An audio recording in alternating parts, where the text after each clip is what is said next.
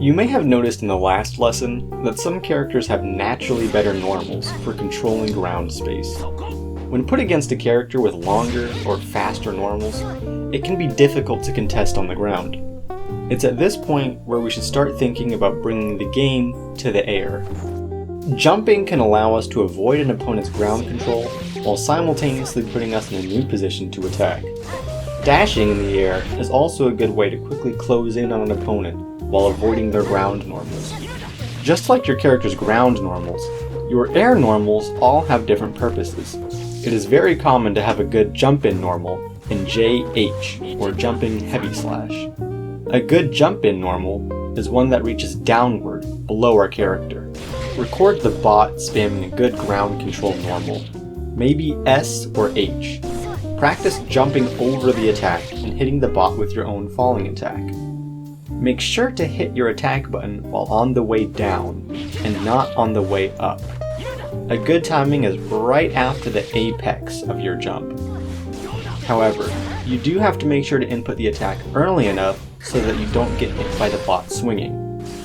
Once you get the hang of this, you can try adding in air dashes, or dashing before your jump to get a longer jump. Like all things in fighting games, there's counterplay to jump-in attacks.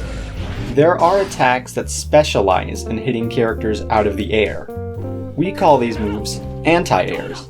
2H is commonly used as an anti-air, as it usually hits high above your character. However, this move is slow and difficult to use on reaction. Instead, we will use the command normal 6P. A command normal is a normal that requires a direction alongside the button press, usually forward or back. While technically a crouching button like 2H requires a direction and a button press, we usually reserve the term for normals that have some sort of special property. 6P has a special property called upper body invincibility. Upper body invincibility is a state in which you temporarily cannot be hit from the waist up. We'll talk more about this in depth later when we start to get onto hitboxes and hurtboxes, but for now just understand that while the move is starting, you are invincible from the waist up. This makes it easier for us to beat out moves coming from above us. Record the bot performing jump-in attacks. Use this recording to practice anti-airing the bot with 6P and 2H. Feel the difference between the two moves in speed. After you start to feel comfortable, feel free to add extra air movement to the bot. Add an air dash or a double jump before the falling attack, and continue to practice anti-airing. As a side note, remember counter-poking from the last lesson? Due to its upper body invincibility, 6P is very good at counter-poking moves that hit above the waist, like most 5S's. Try repeating the counter-poke drill by recording the bot spamming 5S. This time, try counter-poking with 6P. If you counter-poke at a slightly closer range, you may notice that the opponent's 5S actually goes through your upper body. Remember, this won't work against pokes that hit near your feet.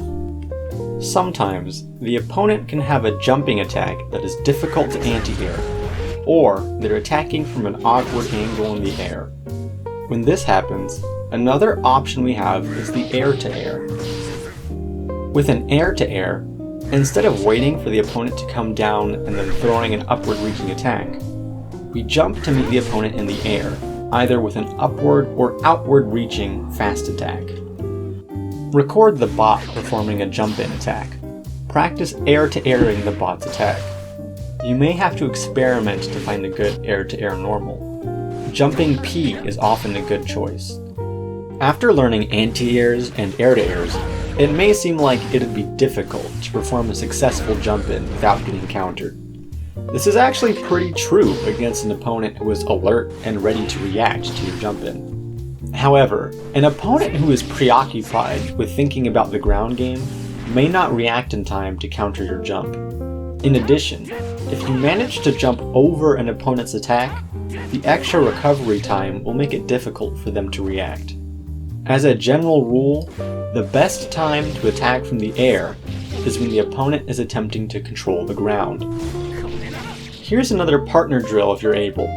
Like last time, we're going to play a match using only what we have learned so far. This includes S on the ground, dashes, jump-ins, anti-airs, and air-to-airs. If you decide to throw in 6P as a counterpoke, make sure to add 2S as counterplay. You now have a basic understanding of both the ground and the air game. Control the ground with long-reaching normals and bait your opponent's normals with movement. If you feel like you're losing the ground game, try to jump over the opponent's attacks. Remember, your opponent will be trying to do this to you as well. Be ready to respond with an anti-air or air-to-air. While these concepts may seem simple, you need to look out for how they work together. Work on your jump-in timing, and pay attention to when the opponent is able to successfully jump in on you. If you still have difficulty, make sure to return to these drills in practice. These reactions may not be second nature to you yet, so you'll need to practice them into place. That's all for our video today. Thanks for tuning in. Now that we've covered the basics of the ground and air, we can start learning the building blocks of up-close offense. Join me next time to learn about Gatlings and how to use them.